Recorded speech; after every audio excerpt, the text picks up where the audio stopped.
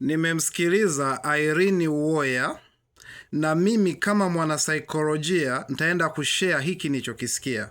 Alikuwa yeye, Auntie Ezekiel, Jacqueline Wolper, wakawa wanazungumza kuhusu mambo yaliyopita zamani.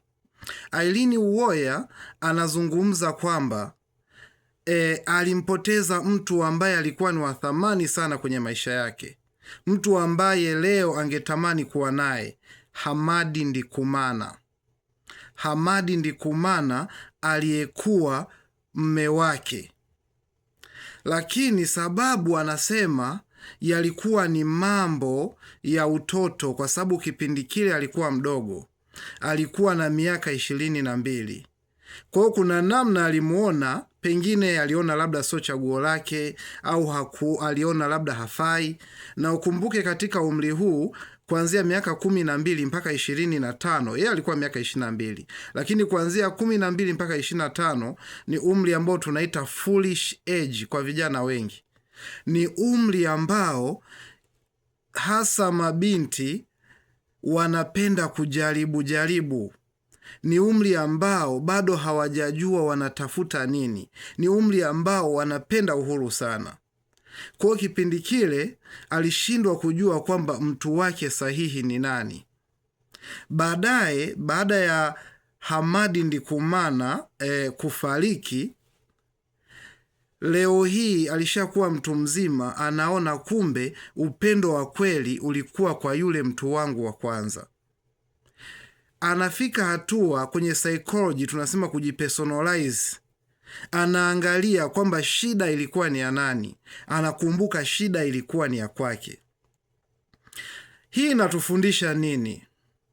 Inawafundisha nini mabinti? Inawafundisha nini vijana wa leo? Sisi vijana tunajifunza nini? Tunajifunza kwamba tuwe makini, hasa pale tunapokuwa tunafanya uchaguzi sahihi.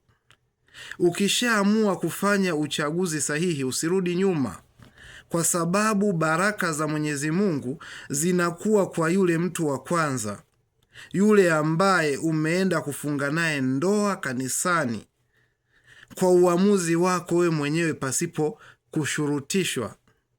Lakini uko kwenye ndoa ukaanza kukimbia huku na huku, unaona pale uliposimama kama hapatoshi, unaona yule ambaye ulikuwa naye sio chaguo lako. Hilo ni tatizo kubwa sana, na ndiyo kitu ambacho kinaharibu mahusiano na ndoa nyingi za siku hizi. Mtu anaona huyu nimekuwa naye lakini sio chaguo langu.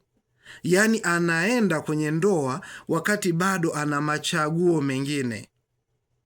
Anafika kwenye ndoa anaona kumbe nilichagua haraka, ningeendelea na lile chaguo langu. Kwa hiyo anakuwa kwenye ndoa lakini huku anachepuka, anakuwa na chaguo lingine. Huyu uliye naye ndiye huyo ambaye umepewa na Mwenyezi Mungu.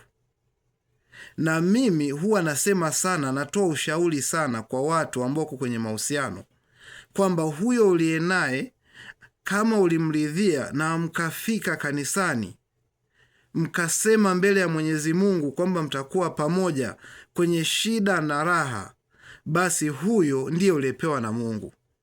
Sasa uliyepewa na Mungu anaweza akawa mlevi, anaweza akawa ni mtu ambaye wewe unamwona haeleweki, anaweza akawa na tabia ambazo baadaye unakuja kuziona sio nzuri, lakini amepewa wewe ili mkamilishane, kwa sababu hata wewe sio mkamilifu. Kwa hiyo kupewa wewe mkamilishane ni zawadi kwako. Yeye ni zawadi kwako, na kwake yeye wewe ni zawadi, ili muweze kukamilishana, muweze kuishi vizuri. Watu wengi wanawasahau watu wao wa kwanza waliowapambania, wakawafikisha mpaka hapo walipo. Je, na wewe ni mmoja wao? Yule mtu wa kwanza uliyekuwa naye bado unamuona na thamani mpaka leo? Au leo ukimuona unachukia? Kuna mtu uko kwenye ndoa yake, akimuona mtu mwenzie anachukia.